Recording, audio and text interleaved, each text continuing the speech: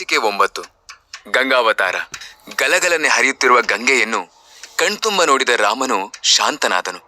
ಪವಿತ್ರವಾದ ಗಂಗಾ ನದಿಯಲ್ಲಿ ಸ್ನಾನ ಮಾಡಿ ಪಿತೃತರ್ಪಣಗಳನ್ನು ಅಗ್ನಿಹೋತ್ರವನ್ನು ಮಾಡಿ ಅಮೃತದಂತಿದ್ದ ಹೋಮಶೇಷವನ್ನು ಭುಜಿಸಿದರು.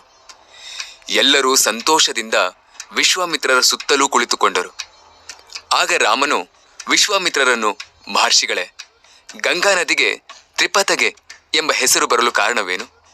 ದಯವಿಟ್ಟು ವಿಶದವಾಗಿ ಹೇಳಬೇಕು ಎಂದು ಕೇಳಿದನು. ಶ್ರೀರಾಮನ ಮಾತನ್ನು ಕೇಳಿ ವಿಶ್ವಾಮಿತ್ರರು ಗಂಗಾವತರಣದ ಕಥೆಯನ್ನು ಹೇಳಲು ಪ್ರಾರಂಭಿಸಿದರು. ಗೈರಿಕಾದಿ ಧಾತುಗಳಿಂದ ಕೂಡಿದ ಹಿಮವಂತನೆಂಬ ಪರ್ವತರಾಜನಿರುವನು. ಅವನಿಗೆ ಮೇರು ಪರ್ವತರಾಜನ ಮಗಳಾದ ಮನೋರಮೆಯಲ್ಲಿ ಅತಿಯಾದ ಸೌಂದರ್ಯವುಳ್ಳ 2 ಹೆಣ್ಣು ಮಕ್ಕಳು ಜನಿಸಿದರು. ಅವರಿಬ್ಬರಲ್ಲಿ ಗಂಗೆಯೇ ಹಿರಿಯಳು. ಕಿರಿಯಳ ಹೆಸರು ಉಮೆ. ದೇವತೆಗಳ ಪ್ರಾರ್ಥನೆಯಂತೆ ಗಂಗೆಯನ್ನು ಹಿಮವಂತನು ದೇವತೆಗಳ ವಶಕ್ಕೆ ಒಪ್ಪಿಸಿದನು. ದೇವತೆಗಳು ಸಂತೋಷದಿಂದ ಗಂಗೆಯನ್ನು ಸ್ವರ್ಗಲೋಕಕ್ಕೆ ಕರೆದುಕೊಂಡು ಹೋದರು. ಇನ್ನೊಬ್ಬ ಮಗಳು ಶಿವನನ್ನು ಕುರಿತು ತಪಸ್ಸನ್ನು ಮಾಡಿದಳು. ಆದ್ದರಿಂದ ಹಿಮವಂತನು ಅವಳನ್ನು ಶಿವನಿಗೆ ಕೊಟ್ಟು ವಿವಾಹ ಮಾಡಿದನು. ಗಂಗೆಯು ದೇವಲೋಕಕ್ಕೆ ಹೋಗಿ ದೇವನದಿ ಎಂದು ಪ್ರಸಿದ್ಧಳಾದಳು ಎಂದು ವಿಶ್ವಾಮಿತ್ರರು ಹೇಳಿದರು. ಶ್ರೀರಾಮನು ಪುನಃ ತನಗೆ ಗಂಗಾ ನದಿಯ ಇತರ ವೃತ್ತಾಂತಗಳನ್ನೆಲ್ಲ ವಿವರವಾಗಿ ತಿಳಿಸಬೇಕೆಂದು ಕೇಳಲು ವಿಶ್ವಾಮಿತ್ರರು ಋಷಿಗಳ ಮಧ್ಯದಲ್ಲಿ ಗಂಗೆಯ ಕಥೆಯನ್ನು ವಿವರವಾಗಿ ಹೇಳಿದರು. ಪೂರ್ವದಲ್ಲಿ ಮಹಾತಪಸ್ವಿಯಾದ ರುದ್ರನು ಪಾರ್ವತಿಯನ್ನು ಮದುವೆಯಾದನು. ನಂತರ ಆಕೆಯೊಡನೆ ಸುರತ ಕ್ರೀಡೆಯಾಡಲು ಪ್ರಾರಂಭಿಸಿದನು. ಹೀಗೆ 100 ವರ್ಷಗಳು ಕಳೆದವು. ಆದರೂ ಅವರಿಗೆ ಪುತ್ರೋತ್ಪತ್ತಿಯಾಗಲಿಲ್ಲ. ಆಗ ಬ್ರಹ್ಮನೇ ಮೊದಲಾದ ದೇವತೆಗಳು ಶಿವನ ಬಳಿಗೆ ಬಂದು ಪ್ರಾರ್ಥಿಸಿದರು. ಮಹಾದೇವ, ನಿನಗೆ ನಮ್ಮ ಪ್ರಣಾಮಗಳು. ನಮ್ಮಲ್ಲಿ ಪ್ರಸನ್ನನಾಗು. ನಿನ್ನ ವೀರ್ಯದಿಂದ ಹುಟ್ಟುವ ಪುತ್ರನನ್ನು ಈ ಭೂಮಿಯು ಧರಿಸಲಾರದು. ಆದುದರಿಂದ ನೀನು ಯೋಗವನ್ನು ಕೈಗೊಂಡು ಪಾರ್ವತಿಯೊಡನೆ ತಪಸ್ಸಿಗೆ ಹೋಗಬೇಕು. ನಿನ್ನ ದಿವ್ಯವಾದ ರೇತಸ್ಸನ್ನು ನಿನ್ನ ಶರೀರದಲ್ಲಿಯೇ ಧರಿಸು. ಇಲ್ಲದಿದ್ದಲ್ಲಿ ಅದರ ವಿಸರ್ಜನೆಯಿಂದ 3 ಲೋಕಗಳು ನಾಶ ಹೊಂದುವುವು ಎಂದರು. ದೇವತೆಗಳ ಪ್ರಾರ್ಥನೆಯಂತೆ ಶಿವನು, ದೇವತೆಗಳೇ, ಹಾಗೆಯೇ ಆಗಲಿ. ನನ್ನ ವೀರ್ಯವನ್ನು ನನ್ನ ದೇಹದಲ್ಲೇ ಅಡಗಿಸಿಕೊಳ್ಳುವೆನು. ಪಾರ್ವತಿಯು ತನ್ನ ಶೋಣಿತವನ್ನು ತನ್ನಲ್ಲಿಯೇ ಅಡಗಿಸಿಕೊಳ್ಳುವಳು. ಆದರೆ ಇಷ್ಟರೊಳಗೆ ಹೊರಕ್ಕೆ ಬಿದ್ದಿರುವ ರೇತಸ್ಸನ್ನು ಧರಿಸಬಲ್ಲವರಾರು ಎಂಬುದನ್ನು ನೀವೇ ನಿರ್ಧರಿಸಬೇಕು ಎಂದನು. ದೇವತೆಗಳು ಕ್ಷಣಕಾಲ ಯೋಚಿಸಿ, ಮಹಾದೇವ, ಶ್ಮಭಿತವಾದ ನಿನ್ನ ದಿವ್ಯ ರೇತಸ್ಸನ್ನು ಈ ಭೂಮಿಯು ಧರಿಸಲಿ ಎಂದರು. ರುದ್ರನು ಅದಕ್ಕೆ ಒಪ್ಪಿ ಭೂಮಿಯಲ್ಲಿ ತನ್ನ ರೇತಸ್ಸನ್ನು ವಿಸರ್ಜಿಸಿದನು. ಶಿವನಿಂದ ಬಿಡಲ್ಪಟ್ಟ ತೇಜಸ್ಸು ಗಿರಿಮಾರ್ಗ ಪರ್ವತಗಳಿಂದ ಕೂಡಿದ ಭೂಮಂಡಲವನ್ನೆಲ್ಲ ವ್ಯಾಪಿಸಿತು. ಭಯಗೊಂಡ ದೇವತೆಗಳು ಅಗ್ನಿಯನ್ನು ಕುರಿತು, ಅಗ್ನಿಯೇ, ರುದ್ರ ಸಂಬಂಧವಾದ ಈ ತೇಜಸ್ಸನ್ನು ನೀನು ಈಗಲೇ ವಾಯುವಿನಿಂದೊಡಗೂಡಿ ಆವರಿಸಿಕೊ ಎಂದರು. ಅಗ್ನಿಯು ಅದನ್ನು ವ್ಯಾಪಿಸಲು ಅದು ಒಂದು ಶ್ವೇತ ಪರ್ವತವಾಗಿ ಪರಿವರ್ತಿತವಾಯಿತು. ಆ ಪರ್ವತದಲ್ಲಿ ದಿವ್ಯವಾದ ಜೊಂಡು ಬೆಳೆಯಿತು. ಕಾಲಾನಂತರ ಆ ಜೊಂಡಿನ ಮಧ್ಯದಲ್ಲಿಯೇ ಅಗ್ನಿ ಸಂಭವನಾದ ಕಾರ್ತಿಕೇಯನು ಜನಿಸಿದನು. ಪ್ರೀತರಾದ ದೇವತೆಗಳು ಶಿವ ಪಾರ್ವತಿಯರನ್ನು ಸ್ತುತಿಸಿದರು. ಪಾರ್ವತಿಯು ಕೋಪದಿಂದ, ದೇವತೆಗಳೇ, ನಮ್ಮ ಸೌಖ್ಯಕ್ಕೆ ನೀವು ಭಂಗ ಮಾಡಿದಿರಿ. ಪುತ್ರಾಪೇಕ್ಷೆಯಿಂದ ನಾವು ಸೇರಿದ್ದೆವು, ಅದನ್ನು ತಪ್ಪಿಸಿದಿರಿ. ಇದರಿಂದಾಗಿ ಇನ್ನು ಮುಂದೆ ನಿಮ್ಮ ಪತ್ನಿಯರು ನನ್ನಂತೆ ಅಪುತ್ರವತಿಯರಾಗಲಿ ಎಂದು ಶಪಿಸಿ ಆಮೇಲೆ ಭೂಮಿಯನ್ನು ನೋಡಿ, ಭೂದೇವಿ, ನನ್ನ ಪುತ್ರೋತ್ಪತ್ತಿಗೆ ಭಂಗ ತಂದ ನೀನು ಒಂದೇ ರೂಪದಲ್ಲಿರದೆ ಅನೇಕ ರೂಪಗಳನ್ನು ಹೊಂದಿ ಅನೇಕ ರಾಜರಿಗೆ ಹೆಂಡತಿಯಾಗಿರು ಎಂದು ಶಪಿಸಿದಳು. ನಂತರ ಶಂಕರನು ಪಶ್ಚಿಮ ದಿಕ್ಕಿಗೆ ತೆರಳಿ ಹಿಮವತ್ ಪರ್ವತದ ಉತ್ತರ ಭಾಗದಲ್ಲಿ ಪಾರ್ವತಿಯೊಡಗೂಡಿ ತಪಸ್ಸು ಮಾಡಲು ನಿಶ್ಚಯಿಸಿದನು. ಪರಶಿವನು ತಪಸ್ಸು ಮಾಡುತ್ತಿರಲಾಗಿ ಇಂದ್ರಾಗ್ನಿ ಮೊದಲಾದ ದೇವತೆಗಳು ತಮಗೆ ಒಬ್ಬ ಸೇನಾಪತಿಯು ಬೇಕೆಂಬ ಉದ್ದೇಶದಿಂದ ಮಹಾತ್ಮನಾದ ಬ್ರಹ್ಮನಲ್ಲಿಗೆ ಹೋಗಿ ಆತನಿಗೆ ನಮಸ್ಕರಿಸಿ, ದೇವನೇ, ಪರಶಿವನು ಪಾರ್ವತಿಯೊಡನೆ ತಪಸ್ಸು ಮಾಡುತ್ತಿರುವನು. ಆದ್ದರಿಂದ ಸಮರ್ಥನಾದ ಸೇನಾಪತಿಯನ್ನು ಪಡೆಯಲು ನಾವು ಏನು ಮಾಡಬೇಕು ಎಂದರು. ಬ್ರಹ್ಮನು ದೇವತೆಗಳನ್ನು ಸಮಾಧಾನಪಡಿಸಿ, ದೇವತೆಗಳೇ, ಶಿವನ ತಪಸ್ಸನ್ನು ತಪ್ಪಿಸಲು ಸಾಧ್ಯವಿಲ್ಲ. ಪಾರ್ವತಿಯ ಶಾಪವೂ ಇದೆ. ಆದರೂ ನೀವು ಚಿಂತಿಸಬೇಡಿ. ಅಗ್ನಿಯಲ್ಲಿ, ಆಕಾಶ ಗಂಗೆಯಲ್ಲಿ ಒಬ್ಬ ಪುತ್ರನು ಹುಟ್ಟುವನು. ಅವನು ನಿಮಗೆ ಸೇನಾಧಿಪತಿಯಾಗುವನು. ಗಂಗೆಯು ಪರ್ವತರಾಜನ ಹಿರಿಯ ಮಗಳಾದ್ದರಿಂದ ಈ ವಿಚಾರವಾಗಿ ಉಮೆಗೂ ಕೋಪ ಉಂಟಾಗದು ಎಂದನು. ಪಿತಾಮಹನ ಮಾತುಗಳಿಂದ ಸಂತುಷ್ಟರಾಗಿ ಅಲ್ಲಿಂದ ಕೈಲಾಸ ಪರ್ವತಕ್ಕೆ ಹೋಗಿ ಸೇನಾಪತಿಯ ಪ್ರಾಪ್ತಿಗಾಗಿ ಅಗ್ನಿಯನ್ನು ಪ್ರಾರ್ಥಿಸಿ, ಅಗ್ನಿದೇವ, ದೇವ ಕಾರ್ಯಕ್ಕಾಗಿ ನಿನ್ನಲ್ಲಿರುವ ತೇಜಸ್ಸನ್ನು ಗಂಗೆಯಲ್ಲಿ ಬಿಡು ಎಂದರು. ಯಜ್ಞೇಶ್ವರನು ದೇವತೆಗಳ ಪ್ರಾರ್ಥನೆಯಂತೆ ಗಂಗೆಯನ್ನು ಕಂಡು ತನ್ನ ಅಭಿಲಾಷೆಯನ್ನು ಹೇಳಲು ಗಂಗೆಯು ದಿವ್ಯವಾದ ಸ್ತ್ರೀರೂಪವನ್ನು ಧರಿಸಿದಳು. ಅವಳಲ್ಲಿ ಮೋಹಗೊಂಡ ಅಗ್ನಿಯು ತನ್ನಲ್ಲಿದ್ದ ತೇಜಸ್ಸನ್ನು ಅವಳ ಎಲ್ಲ ಅವಯವಗಳಿಗೂ ವ್ಯಾಪಿಸುವಂತೆ ಬಿಟ್ಟನು. ಗಂಗಾದೇವಿಯು ಆ ರೇತಸ್ಸಿನ ಉಗ್ರತೆಯನ್ನು ಸಹಿಸಲಾರದಾದಳು. ಜ್ವಾಲೆಗಳಿಂದ ಸಂಕಟ ಪಡುತ್ತಾ ಗಂಗೆಯು, ಅಗ್ನಿದೇವ, ಈ ತೇಜಸ್ಸನ್ನು ನಾನು ಹೆಚ್ಚು ಹೊತ್ತು ಧರಿಸಲಾರೆ ಎಂದಳು. ಒಡನೆಯೇ ಅಗ್ನಿದೇವನು, ದೇವಿ, ನೀನು ನಿನ್ನ ಗರ್ಭವನ್ನು ಹಿಮವತ್ ಪರ್ವತದ ಪಾದದಲ್ಲಿ ಬಿಡು ಎಂದನು. ತಕ್ಷಣ ಗಂಗೆಯು ಮಹಾ ತೇಜಸ್ಸುಳ್ಳ ತನ್ನ ಗರ್ಭವನ್ನು ಅಲ್ಲಿಯೇ ಬಿಟ್ಟಳು. ಗಂಗೆಯಿಂದ ವಿಸರ್ಜಿತವಾದ ಗರ್ಭವು ಕರಗಿದ ಸುವರ್ಣದಂತೆ ಪ್ರಕಾಶಿಸುತ್ತಿತ್ತು. ಅದರಲ್ಲಿದ್ದ ಶೋಣಿತಾದಿಗಳು ಭೂಮಿಯನ್ನು ಪ್ರವೇಶಿಸಿ ಚಿನ್ನ ಬೆಳ್ಳಿಗಳಾಗಿ ಪರಿಣಮಿಸಿದವು. ಗರ್ಭದ ತೀಕ್ಷ್ಣತೆಯಿಂದ ತಾಮ್ರ, ಕಬ್ಬಿಣ ಮುಂತಾದವು ಹುಟ್ಟಿದವು. ಗರ್ಭದಲ್ಲಿದ್ದ ಮಲವೇ ಸೀಸವಾಯಿತು. ಗರ್ಭವನ್ನು ಇಟ್ಟ ವನದ ಭಾಗವೆಲ್ಲವೂ ಸುವರ್ಣಮಯವಾಯಿತು. ಕಾಲಾಂತರದಲ್ಲಿ ಜೊಂಡಿನ ಮಧ್ಯದಲ್ಲಿ ಗಂಗೆಯಿಂದ ಇಡಲ್ಪಟ್ಟಿದ್ದ ಗರ್ಭವು ಶಿಶುವಾಯಿತು. ತಕ್ಷಣ ಇಂದ್ರಾದಿ ದೇವತೆಗಳು ಮಗುವಿಗೆ ಹಾಲು ಕುಡಿಸಲು 6 ಮಂದಿ ಕೃತಿಕಾ ನಕ್ಷತ್ರಾದಿ ದೇವತೆಗಳನ್ನು ನಿಯೋಜಿಸಿದರು. ಆ ಕೃತಿಕೆಯರು ಆ ಶಿಶುವು ತಮಗೆ ಪುತ್ರನಾಗಬೇಕೆಂದು ಕೇಳಿಕೊಳ್ಳಲು ದೇವತೆಗಳು ಒಪ್ಪಿ ಆ ಮಗುವಿಗೆ ಕಾರ್ತಿಕೇಯನೆಂದು ಹೆಸರಿಸಿದರು. ಶಿಶುವು ಗರ್ಭಸ್ರಾವದಿಂದ ಹುಟ್ಟಿದುದರಿಂದ ಅವನನ್ನು ಸ್ಕಂದನೆಂದೂ ಕರೆದರು. ಕೃತಿಕೆಯರು ಆತನ ದೇಹದ ಮೇಲಿನ ಕೊಳೆಯನ್ನೆಲ್ಲ ಹೋಗಲಾಡಿಸಲು ಆತನ ಮೈಯನ್ನು ಚೆನ್ನಾಗಿ ತೊಳೆದರು. ಅವರುಗಳ ಸ್ತನಗಳಲ್ಲಿ ಉತ್ತಮವಾದ ಹಾಲು ಸೇರಿತು.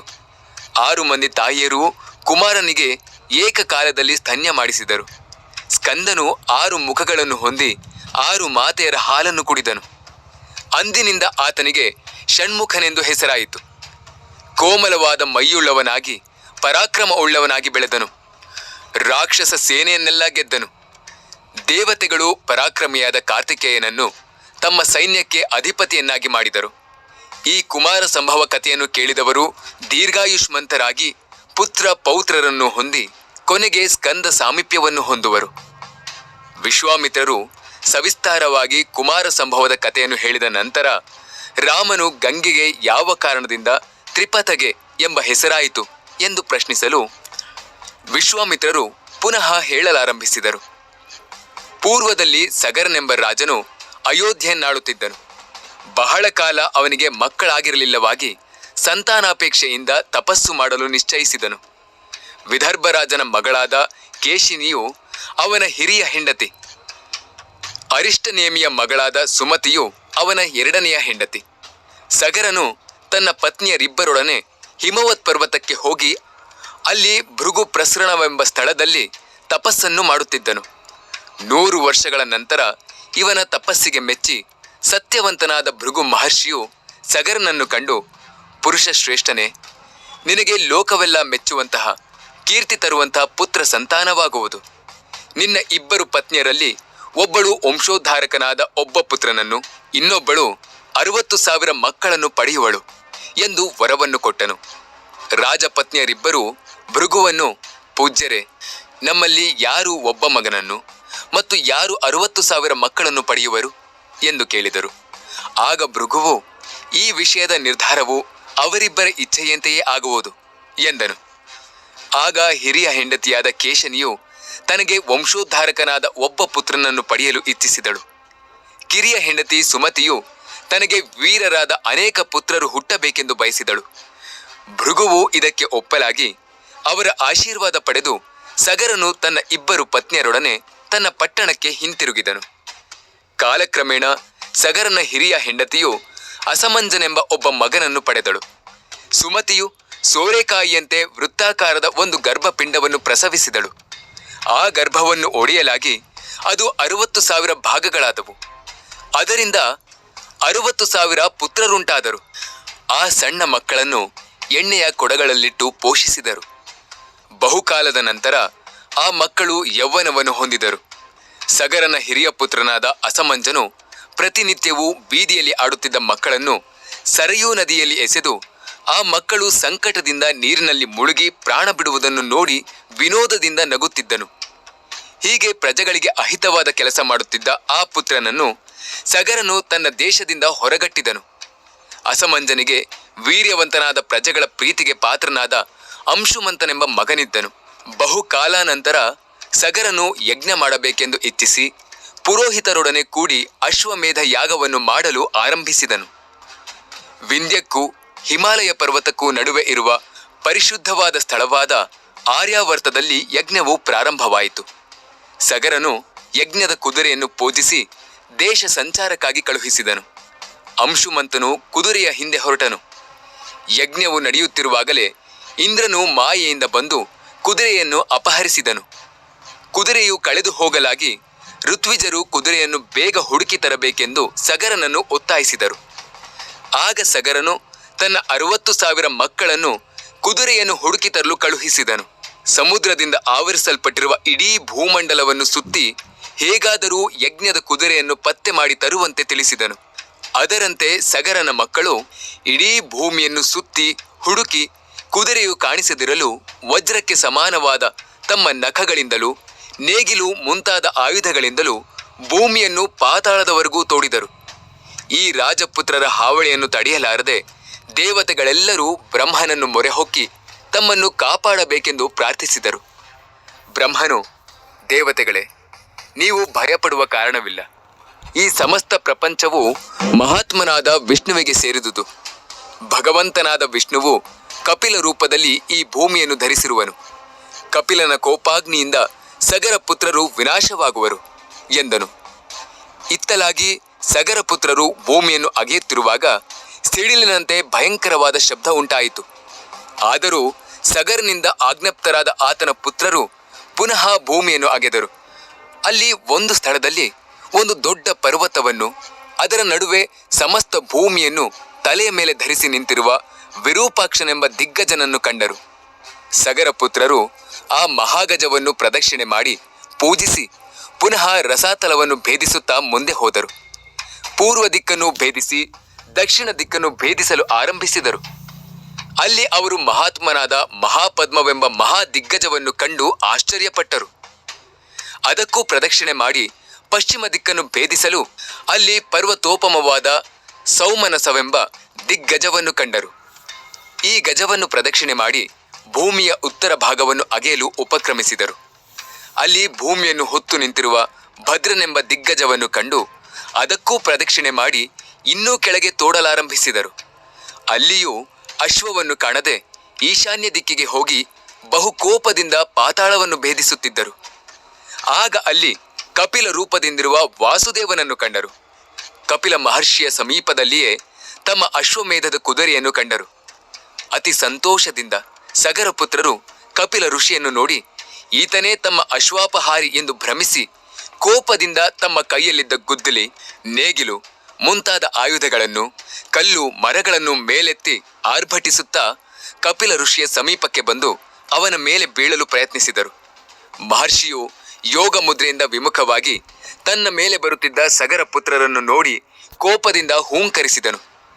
ಅಷ್ಟರಿಂದಲೇ 60,000 ಮಂದಿ ಸಗರ ಪುತ್ರರು ಭಸ್ಮರಾದರು. ಇತ್ತಲಾಗಿ ಬಹಳ ಕಾಲ ಕಳೆದರೂ ತನ್ನ ಮಕ್ಕಳು ಹಿಂದಿರುಗದಿರಲು ಸಗರನು ತನ್ನ ಮಕ್ಕಳನ್ನು ಹುಡುಕಲು ತನ್ನ ಮೊಮ್ಮಗ ಅಂಶುಮಂತನನ್ನು ಕಳುಹಿಸಿದನು. ಅಂಶುಮಂತನು ಖಡ್ಗವನ್ನು, ಧನುರ್ಬಾಣಗಳನ್ನು ತೆಗೆದುಕೊಂಡು ವೇಗದಿಂದ ಹೊರಟು ತನ್ನ ಚಿಕ್ಕಪ್ಪಂದಿರು ತೋಡಿರುವ ದಾರಿಯಿಂದಲೇ ಪಾತಾಳವನ್ನು ಪ್ರವೇಶಿಸಿದನು. ಅಲ್ಲಿ ದಿಗ್ಗಜವನ್ನು ಕಂಡು ಅದಕ್ಕೆ ನಮಸ್ಕರಿಸಿ ವಿನಯದಿಂದ ಯಜ್ಞಾಶ್ವದ ಬಗ್ಗೆ ವಿಚಾರಿಸಿದನು. ದಿಗ್ಗಜವು, ಅಂಶುಮಂತ, ಹೀಗೆ ಮುಂದೆ ಹೋದರೆ ನಿನ್ನ ಕೆಲಸವು ಕೈಗೂಡುವುದು ಎಂದಿತು. ಅದರಂತೆ ಅಂಶುಮಂತನು ಮುಂದೆ ಹೋಗುತ್ತಾ ಅಲ್ಲಲ್ಲಿ ಇದ್ದ ದಿಗ್ಗಜಗಳನ್ನು ಕಂಡು ನಮಸ್ಕರಿಸಿ ಅಶ್ವದ ಬಗ್ಗೆ ವಿಚಾರಿಸುತ್ತಾ ನಡೆದನು.